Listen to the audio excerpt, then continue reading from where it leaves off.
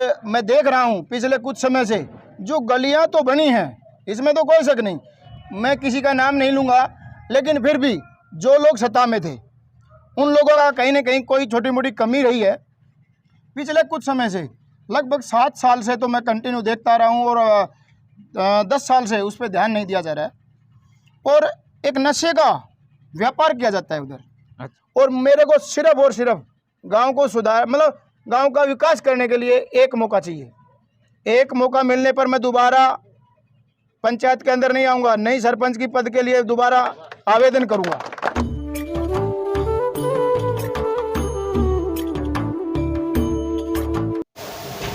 नमस्कार, आप देख रहे हैं लोकल हरियाणा का खास कार्यक्रम मेरा गांव मेरी बात। मेरा गांव मेरी बात, जिसमें हम लगातार गांव-गांव जाकर जो गांव के भावी प्रत्याशी हैं सरपंच पद के, उनकी बात रखते हैं। उनके गांव के डेवलपमेंट का मॉडल के ऊपर हम बात करते हैं। इसी कड़ी में आज हम पहुंचे हैं खेड़ी गांव में। खेड़ी तलवाना जो कि कनीना ब्लॉक में गांव है, राजपूत बाहुल्य गांव है, बड़ा गांव है। यहाँ पहुँचे हैं और यहाँ जो प्रत्याशी हैं यह है मनदीप सिंह उर्फ मुकेश धूमवाला।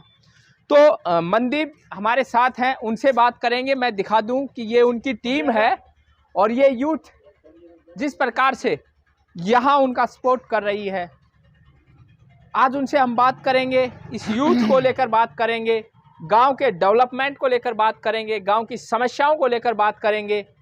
उनकी क्या रणनीति है, यदि गांव की जनता उन्हें मौका देती है, यहाँ के वोटर्स उन्हें ये मौका देते हैं कि वो गांव का प्रतिनिधित्व करें, तो किस सोच के साथ आगे बढ़ेंगे। मनदीप जी नमस्कार, स्वागत है। सर नमस्कार, आपका भी गांव खेड़ी में पधारने पर बहुत बहुत स्वागत है और मैं आपका बहुत बहुत अभिनंदन करता हूं कि आपने कम से कम इतनी दूर से आके मेरी आवाज़ को बुलंद करने का कार्य किया है। जी, जिस प्रकार से आप चुनावी मैदान में हैं जी, काफ़ी बड़ा गांव है, काफ़ी समस्याएं भी होंगी, क्या सोच करके चुनावी मैदान में आए? देखिए, मैं पिछले कुछ समय से देख रहा हूँ जो गरीब पीड़ित और असहाय जो लोग हैं उनके साथ आज तक भी इस गांव में मतलब एक मैं कहूँ तो पक्षपात का व्यवहार होता आ रहा है। जी, क्योंकि अगर आप लोग ये देखो कि बीपीएल हो, गांव में काफ़ी घर ऐसे हैं जिनमें आज तक भी मतलब होना चाहिए वो नहीं है। जी, तो मेरा मकसद ये है कि मैं आके और स्पेशल गांव के जो दबे हुए और जो असहाय लोग, जो गरीब बीपीएल वाले लोग हैं, उनको मैं सहारा दूँ। उनको जो गवर्नमेंट की जो स्कीमें हैं उनको मैं गवर्नमेंट से लेकर आके और गांव में उनको क्रियान्वित करूं। जी, और उन लोगों को मैं पूर्ण सहयोग जो गवर्नमेंट देती है वो पूर्ण सहयोग करूं।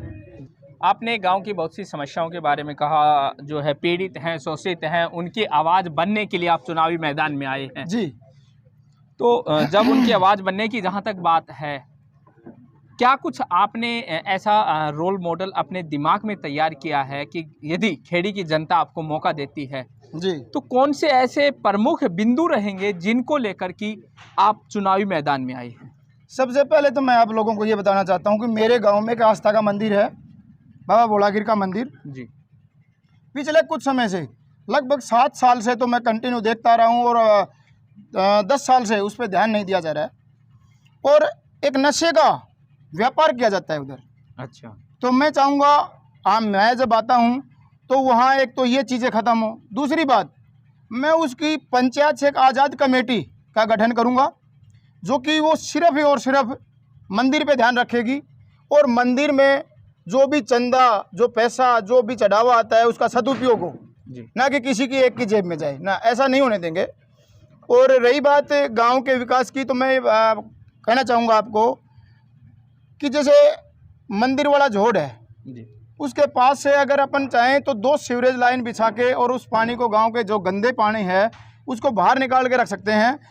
और जो मंदिर वाला जोड़ है उसको हम बंद करवा के और उसमें एक बढ़िया धर्मशाला का भी निर्माण हो सकता है। एक वाटिकानुमा, जैसे विवाह शादी के लिए वहाँ काम हो जाए। एक दूसरा, वहाँ पे पार्क टाइप एक लॉन हो जाए तो सुबह शाम महिलाएं, बच्चे, बुजुर्ग वहाँ घूम सकते हैं। क्योंकि मैंने देखा है सुबह 5 बजे लोग जाते हैं रोड जी जी। तो अपनी मतलब ज़िंदगी का जो खतरा है वो मतलब लेते जान हैं। जोखिम में डाल के वहाँ घूमना जी पड़ता है। जी बिल्कुल।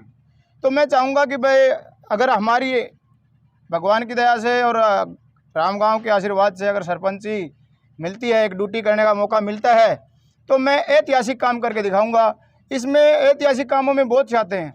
एक आज से 35-40 साल पहले एक सरपंच हुआ करते थे, उन्होंने ही हमारे गांव में जो बिल्डिंग वगैरह तैयार की थी, उसके बाद तो उनका मेंटेनेंस भी नहीं हुआ है। तो मैं चाहूँगा कि अगर गांव हमें मौका देता है तो सबसे पहले तो गांव के युवाओं के लिए जो मैट्रिक लेवल के लोग हैं या मैट्रिक से पढ़ के जो दौड़ते हैं, भागते हैं, उनके लिए एक ट्रैक तैयार करूँगा, एथलेटिक्स का ग्राउंड तैयार करूँगा। उसमें ऐसा है कि जो बच्चे मतलब एक स्पेशल एक गेम के लिए नहीं, मैं उन सभी को संदेश देना चाहूँगा कि वो इंडिविजुअल गेम करें। जी। क्योंकि हमारे का पिछले कुछ समय से गांव में एक ही गेम खेला जाता है और उस गेम के अंदर कोई गाइडलाइन है नहीं और ना ही उनको आगे बढ़ने दिया जाता है। मैं तो ये कहूँगा कि उस गेम को छोड़ के इंडिविजुअल गेम करें। और गांव के युवाओं से मैं संदेश देना चाहूँगा कि इंडिविजुअल जो बच्चे गेम करेंगे उनको मेरी पंचायत के थ्रू मैं पूर्ण सहायता दूंगा। उसमें चाहे सामान हो, जिम का सामान हो, जिम खाना हो, और चाहे जाने आने का किराया हो, चाहे किसी मंत्री, किसी अफसर से उनकी सिफारिश की बातें हों, मैं जहाँ उन लोगों का हक होगा उनको दिलाने का काम करूँगा। जी। देखा है कि अक्सर आपके गांव के अंदर, जैसे हम यहाँ से काफ़ी बार गुजरते हैं, एक सबसे बड़ी और प्रमुख समस्या है, सबसे प्रमुख रास्ता दादरी को जोड़ने वाला। जी।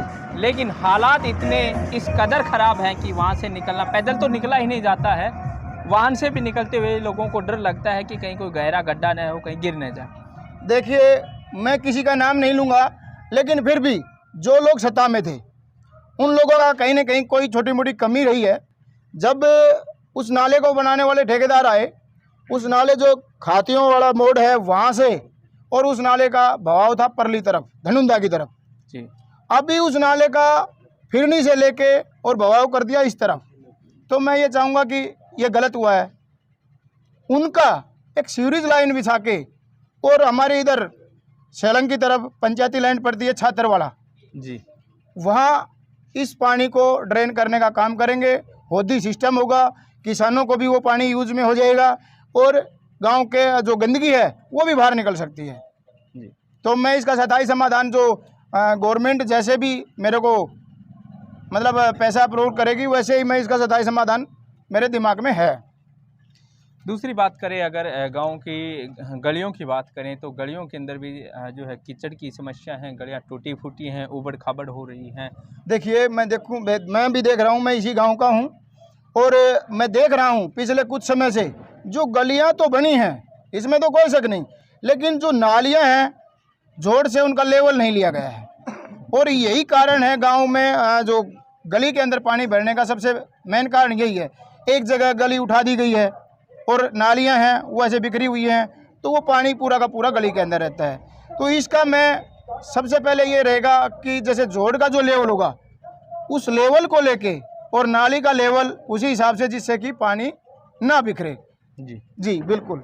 इसके अलावा अगर हम बात करें तो क्योंकि गांव के अंदर बहुत सी और भी समस्या, आप गांव से जुड़े हो और हम आपकी ही बात रखेंगे जी। तो आप ज़्यादा नज़दीक से ज़मीनी स्तर से इन चीज़ों को जानते होंगे कि क्या क्या और कमियां यहाँ हैं जिन पर काम किया जाना चाहिए। जी, सबसे पहले तो मैं ये बताना चाहूँगा सर आपको कि मेरे गांव में सरकारी स्कूल है और वो है +2 तक का, और मेरा गांव फौजी बाहुल्य है। बिल्कुल। लेकिन इस गांव में आज तक जो भी सरपंच प्रतिनिधि रहे हैं, कभी भी किसी भी सरकार से मतलब ठोक के ये मांग नहीं की कि हमारे बच्चों के लिए एनसीसी होनी चाहिए, नहीं।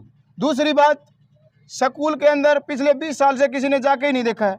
स्कूल का इतना बेहतर हाल हो रखा है कि मतलब बच्चे 2 शिफ्ट में पढ़ रहे हैं, मतलब 12 बजे तक जाते हैं और जो यंग बच्चे हैं 6ठी से और 12वीं तक के, वो 12 बजे के बाद जाते हैं।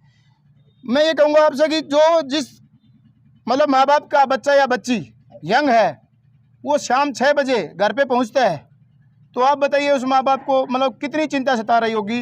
अगर हमारा बच्चा यंग है और अभी तक आया नहीं है, अंधेरा हो चुका है, तो मैं सबसे पहले ये कहूँगा कि एक कमेटी जो एसएमसी की कमेटी भी बोलते हैं उसको, उसमें मैं ऐसे मतलब नुमाइंदे दूंगा कि स्कूल पे पूर्ण तरीके से पंचायत का नियंत्रण होना चाहिए। जैसे ही हम सत्ता में आते हैं, हमारी पंचायत होती है, तो मैं अकेला नहीं, मैं अलग अलग कमेटियां बनाना चाहता हूं। न्यायिक कमेटी अलग होगी, मंदिर की कमेटी अलग होगी, और स्कूल की तो एसएम उसकी कमेटी होती है ना। तो मैं ये चाहता हूं कि सभी को, जो 18 वार्ड के पंच हैं, उन्हीं को सभी को काम मिले, सभी को अपनी ड्यूटी मिले, और सभी के वार्ड में जो समस्याएं हैं हर सप्ते वाइज वहाँ एक दरबार लगा के उनकी समस्याएं सुनी जाएंगी। क्योंकि चाहे कभी भी आप अभी ये कॉल करवा दो गांव में कि भाई बीपीएल के सर्वे के लिए आए हुए हैं, हमारे पास 500 से 800 आवेदन आ जाएंगे। और रियल में मैंने देखा है कि 250 परिवार ऐसे हैं जिनका बीपीएल होना चाहिए था, आज तक हुआ नहीं। जिसके घर में सरकारी नौकरी नहीं, जिसके छत पे सर पे छत नहीं है, उसका क्या मतलब हो जाता है। लेकिन क्या है कि पिछले कुछ जो भी प्रतिनिधि रहे हैं, उन्होंने ये कुछ भी लगा लो कि भाई कहाँ कमियाँ रही हैं, लेकिन कमियाँ जरूर रही हैं जी। और रही बात गांव के युवाओं के, मैं ये कहूँगा कि युवाओं की जो भी आवाज़ होगी, मैं बड़ी मतलब ताकत से युवाओं की आवाज़ उठाऊंगा। चाहे वो अफसर हो, मंत्री हो, चाहे कोई कहीं भी मतलब जाके उन युवाओं की आवाज़ उठानी होगी तो मैं उठाने के लिए तैयार हूं। और मैं युवाओं से विश्वास दिलाता हूं कि युवा मेरा साथ दें। मैं इस गांव को, ये मैंने 32 मैनिफेस्टो में 32 शर्तें रखी हैं, अगर 32 की 32 पूरे 5 वर्ष में पूर्ण नहीं करूं तो युवा और गांव के गाम राम के जितने भी लोग हैं वो मेरे से आके जो मांग रखेंगे, मैं समान उस मांग को स्वीकार करूंगा। और मेरे को सिर्फ और सिर्फ गांव को सुधार मतलब गांव का विकास करने के लिए एक मौका चाहिए। एक मौका मिलने पर मैं दोबारा पंचायत के अंदर नहीं आऊँगा, नई सरपंच की पद के लिए दोबारा आवेदन करूँगा। बिल्कुल, देखिए जिस प्रकार से जो है मनदीप जी, इनका साफ तौर पर ये कहना है कि वो गांव के डेवलपमेंट के लिए इन्हें केवल एक चांस चाहिए।